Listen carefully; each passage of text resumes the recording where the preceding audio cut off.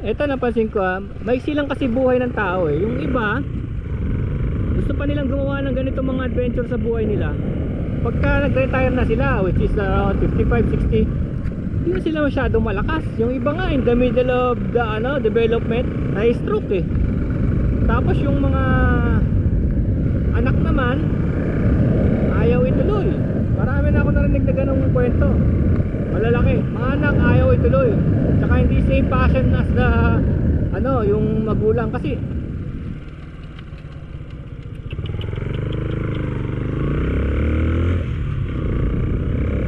iba ang target ng mga anak eh kaysa magulang. Magulang gusto mag-retire dahil napagod na, may retirement pay malaki, di ba? Yung anak naman naghahanap pa lang ng sarili niya, di ba?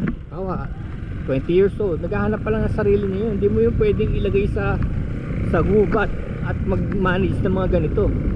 So yun ang problema. Pagka marami akong kilala, kita nyo yung mga yan mga may kapangyarihan silang kumuha ng rights. Kasi karamihan dito rights eh.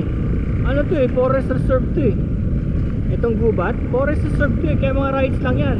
Kung may kakilala na sila sa mga politiko, ayan, nakakuha sila ng mga rights na yan. Minsan yung mga rights na yan, naabot ng 10 to 20 years. So pwede mo na talagang anuhan. What's that smell? Nagsusunog dito ng plastic ah. Yun na masama. Sa gubat ka na, may nagsusunog pa ng basura. Ay, mga basura nila. Magaling.